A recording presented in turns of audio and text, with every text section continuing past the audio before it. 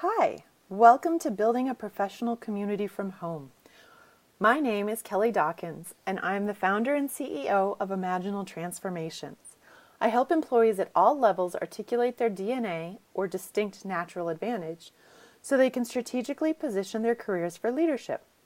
I also primarily work from home and have many of the same challenges as you, including isolation, unhealthy snacks in the kitchen, and even young children running around sometimes. You're here because you work from home, most likely for a company or organization, and want to learn more about building a professional community from home. You want to discover solutions that fit your personality and work demands, not someone else's. You want to ensure your home office is a professional environment that allows you to thrive. You're ready to make a commitment to yourself and your career to build your professional network. So first we'll talk about the advantages of working from home, then the challenges, and then possible solutions. At the end, you'll do a written personal plan, and it will address how you will improve your professional community at home. During this presentation, you should be taking notes. Take notes on what might work for you, and then decide at the end what to focus on, because you can't do everything. That would set you up for failure. So we want you to pick 3 good things that would help you build your professional community from home, and that's what you'll commit to at the end. If you haven't already, please pause this video and take a few minutes to answer the first 3 questions on the PDF. If you did not print or download the PDF, here they are. Number 1, the things I love most about working from home are. Number 2, while working from home, I most struggle with. And number 3, professionally, I want to work on building relationships with. Since I believe and research has proven that writing down goals and commitments makes people more likely to succeed, there's a written portion that goes with this presentation. This is also how you make a commitment to yourself, not just watch this and then forget about it. That's a waste of time. So if you haven't already, please take a minute to download and print the PDF. And again, if you haven't already, please pause this and answer the first 3 questions. So first, what do you like about working from home? Many people really enjoy the flexibility. You set your own schedule without office interruptions like coworkers stopping by. You can exercise much more easily because you can fit it into your schedule as you choose. You can also pick up the kids and take them to something like soccer practice. You can wear what you want, and you have more control over the work-life balance that everyone strives for these days. Another advantage is financial. You save money on your wardrobe, you have no commute, no gas, and no car wear and tear. You possibly spend less money on eating out. And some people say childcare, but I think that was written by someone that doesn't have kids because it's very hard to work with your kids around the house with you. Lastly, you definitely save money on dry cleaning. Another advantage of working from home is the health. You have less stress because there's no commute, there's no boss looming over your shoulder, there's no coworker interruptions, and theoretically your home is a much more stress-free environment than the office is. And again, you can exercise more easily. That always helps with health. Lastly, you can live your core values more easily. When working from home, you're in a better position to live your core values like connecting with family and community while still providing quality service to your company. That's crucial, so I'm going to highlight that. You're in a unique position to build an incredible work-life balance that office-bound coworkers are not.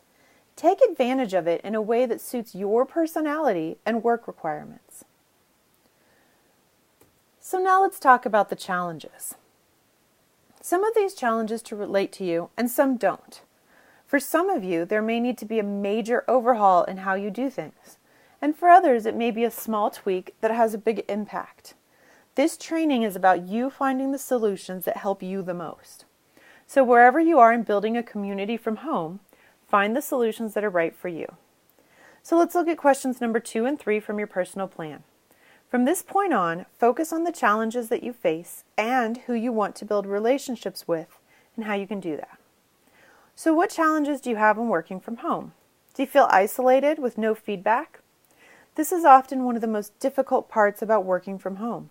There's no coworkers stopping by our desks just to chat, at which point we can get casual feedback about something we're working on or get clued in as to what else is going on within the company. You can't just pop into someone else's office for a quick chat to see what they think about an idea you have. It almost feels like picking up the phone makes it a formal conversation, which holds us back from doing that. That's why it's so important to build these relationships before you need them. Another challenge people have is organization. Ugh, look at that office. When working at home, there's no judgment of coworkers, no clients stopping by, so it's easier to let messes get out of control. But for most of us, the more cluttered our environment is, the more cluttered our minds are. So when our physical workspace is clear, it's easier for the work to flow and the mind to flow with it. Time management can be another challenge. You have to make sure you're on task. You have to make sure you're getting the right things done on time. And you run the risk of working for too long. Because while it's nice to not have the normal distractions of an office, it also means you could sit for hours and not even realize it sometimes. Another problem is personal care and health, which goes along with sitting at your desk for too long. So some of these can include eating unhealthy snacks because they are sitting right there in your kitchen, sitting at your desk for too long, and not showering. Avoiding distractions. This can include your kids needing your attention, your stay-at-home mom friend, your cousin who's not working, or the other person down the street who works from their home office just stopping by to chat. They think it's going to take 20 minutes and it ends up being an hour, hour and a half, 2 hours out of your day and your precious work time. Another distraction could be cleaning that mess in the living room instead of working. So now let's look at the solutions. Feeling isolated. Remember to take notes on the solutions for the things that you feel would help you so that you have solutions to pick from at the end when you decide to commit yourself to something. So if you're feeling isolated, make sure you get out of the house every single day. Work in a different place, the coffee shop, or if you like it quiet, the library. Or run errands. It's a great benefit from working when you work from home. Another thing you can do to keep from feeling so isolated is ramp up your social life. Make sure we have that balance that we all strive for.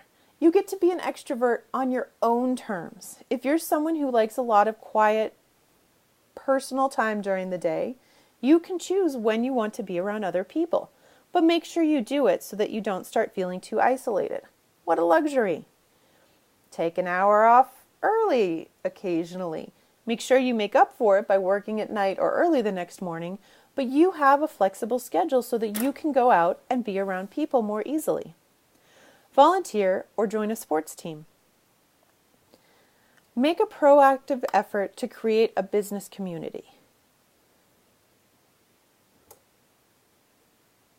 Who should you make a business community with? This is from question number 3 on the personal plan. Are you targeting people within your company or those in your community? Or maybe both. So think about who you want to start to build a business community with, and then think about where you can find them if they're not in the office. So why do you want to do this? Building a professional community or business community keeps the isolation at bay. You also get feedback and you can bounce ideas off of those who are not connected to your office, which is always a great way to get feedback without it backfiring on you if you worry about that. You can build connections. These can lead to better collaborations, both within the office or if you work with contractors. There's a sharing of ideas or materials and potential job leads in the future. Because let's face it, most people change jobs every few years. The younger you are, the more quickly it happens. So when you have those connections in place, you can reach out to them when you need them. If you're working on building connections with people within your office, you'll have more support in the future when people already know you and trust you and see you as a reliable professional who can move things forward within the company. Also, when you're building connections with people within your office, you have more support for ideas. You can bring in more innovative programs when you have more support already, And people will talk positively about you when you are not there. And because people within the office have different connections than you, many of them will have the ear of those that you don't and could put in a good word for you or a project you're trying to push forward. So, make a proactive effort to create a business community. How do you do that? Take a class that will help you professionally, either technology, get a certificate, or take a knowledge-based course. Those are all great ideas. It gets you out of the house, and it offers the potential to meet other professionals within the industry. You can schedule a daily face-to-face, or a weekly face-to-face if daily is too much. It can be a coffee, a meeting, or an idea session with someone each day or week. You can do it face-to-face or virtually thanks to technology today. Skype is a fabulous way to do this. Again, it keeps the isolation at bay, and when you can see someone's face, you can read their visual cues more easily, and it builds a stronger relationship than just talking to them over the phone. If you target 4 people that you want to build relationships with and try to have a virtual coffee together each month, or one in person if that's possible, that leads to a deep, meaningful relationship with 4 different people, maybe by spending an hour each week on a coffee. It's a pretty high rate of return for your time and doesn't ask too much of theirs. You can intentionally network weekly or bi-weekly, either through meetup.com, with coworkers virtually, or with local volunteers. That's in 2 parts. If you work with an organization that works with volunteers, connecting with those volunteers is a great way to strengthen their support for your organization. The other side of that is if you're looking for a way to connect with more people, volunteering is an excellent way to do it, and it builds connections outside of your industry as well. Now, some of these can overlap. For example, a coffee with someone may also count as your networking opportunity for the week. Another way to do this is to think about, do you want to email, call, or use video conferencing? Make an occasional phone call instead of emailing. It solves problems and makes decisions more quickly. Video conferencing is even better for relationship building and for more complicated conversations and decision making. When people date long distance, why do you think video conferencing is better than phone calls? It's all that interaction that comes from it. You also feel closer to the person than you actually are when you can see them. When I moved to the Middle East, I would schedule lunch for people in the States and dinner for me, Skype calls, so that we could eat meals together and still stay connected that way. It was really fun. You can also schedule a weekly check-in with coworkers. Ideally, this directly relates to a project that you're working on or with someone who has similar goals or someone that you have formed an accountability partnership with. These are great ways to have interactions with people and start to build that community. Make sure you don't overcompensate for this feeling by extending phone calls with personal information or too much small talk, unless it's a coffee where that's more appropriate. Lastly, you can attend meetings. I know it takes up a lot more time than getting caught up later on with notes or just by talking to one person or even attending by phone, but this is a great way to get that extra personal deepening of your relationships and build more connections. Plus, if you're feeling isolated, you need to get out of the house and be around people, so take that extra time because it's worth it for the trade-off of not feeling isolated. So now we're going to talk a little bit about organization. What does organization have to do with building a professional network? Well, there's a few things. First, if you invite colleagues over, there's a presentable area where professional work can take place. Second, it puts you in a professional mindset and allows you to think clearly when your space is organized. And 3, it makes resources easier for you to find, especially when others are asking for them. It also makes you a resource and reliable when you can find things more quickly. So let's take a look at 2 different offices, Office A or Office B. In which office would you rather work? Clearly B. This is an actual home office transformation that took place over a weekend. I had nothing to do with it. You can easily see which office is easier to focus in and be productive. In the first, it takes extra time to find anything, and even getting to the chair is challenging. Would you want to go in this office? Personally, I would do everything I could to avoid working. I would go into the kitchen for a second cup of coffee. I would mow the lawn. I would make the bed and do laundry. I would not want to walk in there. That causes more stress and means that part of the day gets wasted, and yet the work still needs to be done. It's also worth noting that this room serves a dual purpose. You'll notice the exercise bike in the side. So your home office does not have to be an entire room to itself, although that is very nice. If you don't have that luxury, there's ways to work around that, and we're going to get to that. Now look back at the messy office. How depressing is it to work here? It would make those feelings of isolation and loneliness worse. Now I assume your office does not look like this, but if it does, then you need to find a friend who is hyper-organized and ask him or her to help you. They will love it. And while the process might drive you nuts, the end result will be spectacular. There are also professional organizers that you can hire. So assuming your office doesn't quite look like this, here are some tips for organizing. First of all, organize your paperwork. How incredible do those filing systems look? I like the flowers on top of the chalkboard filing cabinet. It gives it a nice little personal touch. If you want a more masculine look, display your favorite sports paraphernalia, or, if you're my husband, your latest Lego model. If you aren't a daily organizer, then commit to filing things once a week, like on a Friday. That way, when you walk in on Monday, it will be clean and ready for you to work, and it can pile up during the week, but not get unmanageable if you take care of it once a week so that it's all straightened up. Paint your office, or even just a wall. Different colors bring different energy and different personalities into the room, so pick what suits you. Make sure your physical environment suits your professional mentality.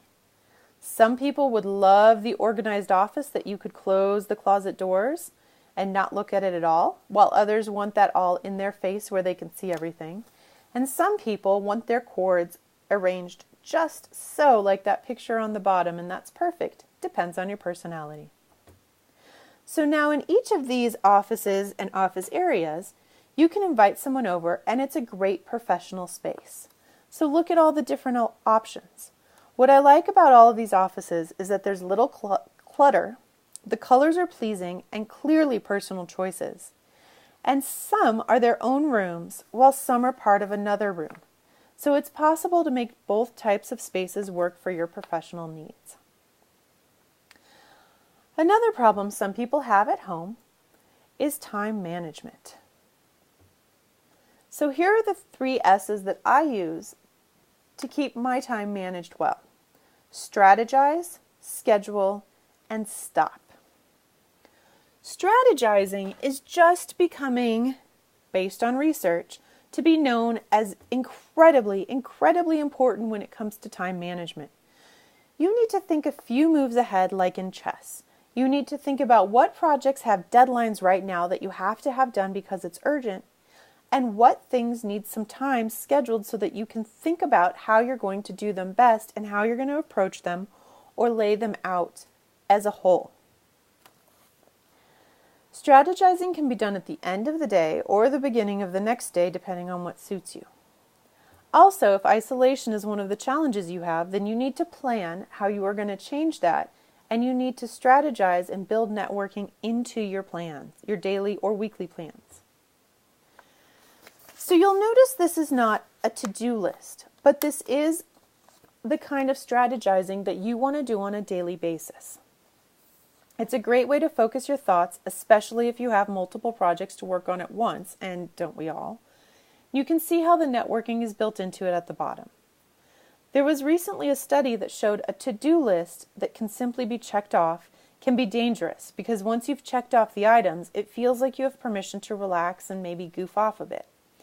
Instead, a daily list like this is recommended. So you use headlines of your project. You can write the name of the project in here, and then you choose the top 3 tasks that need to be addressed for today. And then part of the networking and part of getting your project done is you need to write down who you need to reach out to for each of these tasks or projects and who you're waiting for, and make a decision if you also need to reach out for them. Now, since you can't cross out the project line, you could cross out the tasks as you go through them, but you can't cross out the project line. It reminds you that there's other pieces that you can be working on if you still have time at the end of the day.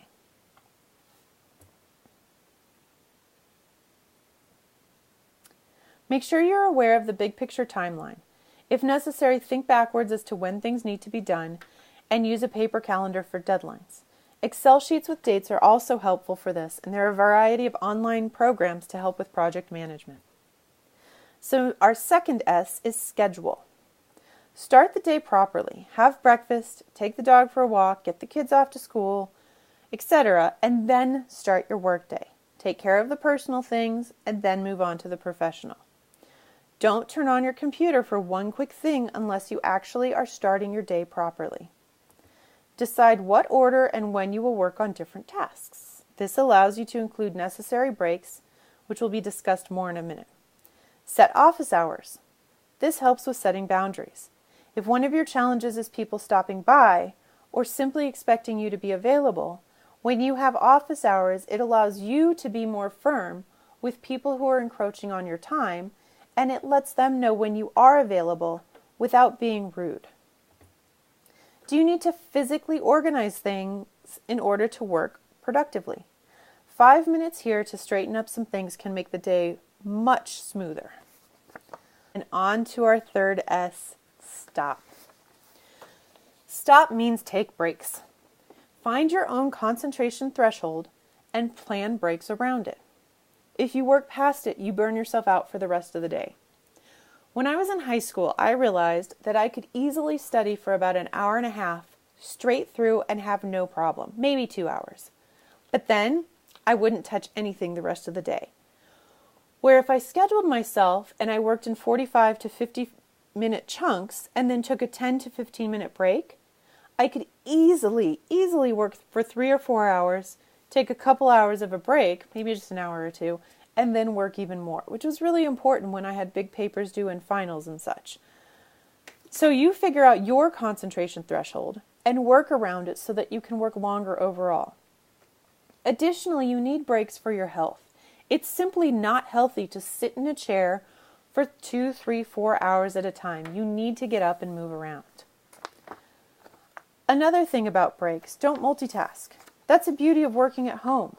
You organize your tasks around your schedule with the occasional call or email requiring something to be done immediately.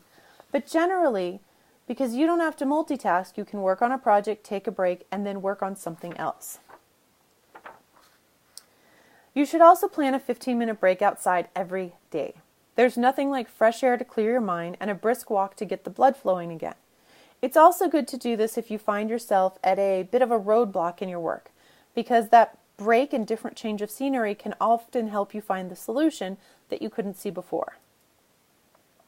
If you have a natural snoozy time of day when you want to take a nap, the walk is a great thing to schedule in there. It usually wakes you up and gets you going again. You can set timers to help you with breaks as well. And then breaks, do they include housework or not? For some, this is a benefit of working from home. Plus, the laundry is in for about an hour, so it forces you to take hourly breaks if that's, your type of thing.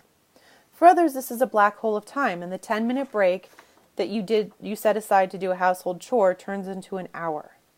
So you need to decide if breaks include household work or not, based on how much they distract you and how much they help you. It should be noted that all of these solutions are very individual, and that you should be listening to what works for you and your personality. Part of stopping is also limiting the number of times you check your email. Set either 2 or 3 times a day, or if you have to check them regularly, then just pick 5 to 10 minutes every hour, reply to the urgent ones, and leave the other ones for your email time during the day. Personal care and health. Taking care of yourself greatly affects your mental outlook and ability to motivate yourself. Make sure you provide yourself with the best opportunities each day And some of these can be used to see other people to help with the networking. So dress as if you're going to the office, or at least get dressed and shower. For most people, this puts them in a productive state of mind, encourages focus, and reminds them that it's not the weekend or vacation. You can even use your shower as a built-in break during the day. Don't eat lunch at your desk. Make sure you're getting a good change of environment and not locking yourself to your desk. Your work is not your life, and this is one of those chances to enjoy the smaller pleasures in life. Don't be a mindless eating drone. Clear unhealthy snacks out of the house, or get one of those containers that has a lock on it. You can set it to open after a certain time of day. They're pretty cool. Exercise 30 to 60 minutes daily. It's your schedule. Take advantage of it. This is one of the biggest benefits of working from home. Have a glass of water with you at all times. If you drink 8 ounces of water an hour, you'll be forced to get up and use the restroom almost hourly. That keeps you from sitting still for too long, and it also hydrates you, which is always good for your body. I couldn't find a picture for this, but look into getting a standing desk, or at least constructing an area where you can stand and work for part or all of the day. This has incredible health benefits and keeps you from being a desk potato. Just kidding. That's not a real thing, although maybe it should be. Again, this is one of the biggest areas where working from home can be a blessing. If health is one of your core values, then work it into your daily routine and make it a priority. As for networking, schedule walks with people you want to spend more time with. It's an informal way to build relationships so that they are in place when you need them professionally. It's also a chance to meet with a mentor or another person whose advice you might want. That's also dipping into the isolation as a problem, just a little bit, but really, they're all related. Next, distractions. Distractions are not about networking, but they are about making sure your time is not being sucked away by unproductive activities. That's not what working hours are for. So don't let friends just stop by. These are time suckers. It's not okay, and you need to set boundaries around this. How? Well, pretend you're not home. That's one thing to do. Next, have a dedicated office space. This may be a separate room, or it may be a desk in a communal room. Either way, claim this space as your workspace and treat it as such. It conditions the mind to know that when you are there, it's time to work, which cuts down on the mental distractions. If your office space has a door, close it. Let it be its own sacred space where only work is done. Additionally, this was mentioned before, but set office hours. That way you can politely tell people, I'm sorry, these are the hours my company expects me to be working, and therefore I'm not available to hang out or just chat. No TVs, kiddie play areas, or other work distractions in your office. It's for work only, so keep it as such. No TV during working hours. Again, these are personal. Decide what works for you. Even if you only meant to sit down for a half an hour show, did you really turn it off after that? If you did, then ignore this. But for the rest of us, don't even open that door to temptation. Work hours are for work, and TV is for other times of the day. You need to respect your own time in order for others to do the same. Plus, there are just some people who will never get it. They will keep stopping by, they will keep calling you and expecting your attention. So you need to set those boundaries and politely say no. So now it's time for your personal plan. Building a professional community from home. So look over your notes and decide which 3 solutions you want to implement.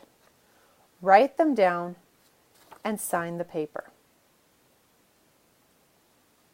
Keep this paper somewhere where you will see it regularly.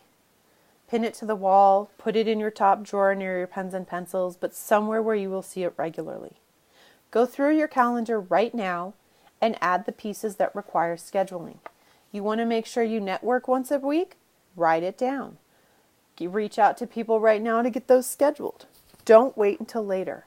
Do it now, or you most likely never will. Use the momentum that you have from watching this training to propel you forward to the place you want to be 1, 2, or 6 months from now. My goal for you is implemented change. Don't just watch this and let it go. That's a waste of time. Make the changes you want in your life. After all, being able to live your core values is what makes working from home so unique, so take advantage of it and enjoy it. Lastly, I would love to hear from you. It would be great to hear what you're committing yourself to changing. Also, if you have any questions or if there's anything you would like to know more about, please email me. That is my personal email, kelly@imaginaltransformations.com, and I will personally answer each email. You can also visit my website at www.imaginaltransformations.com.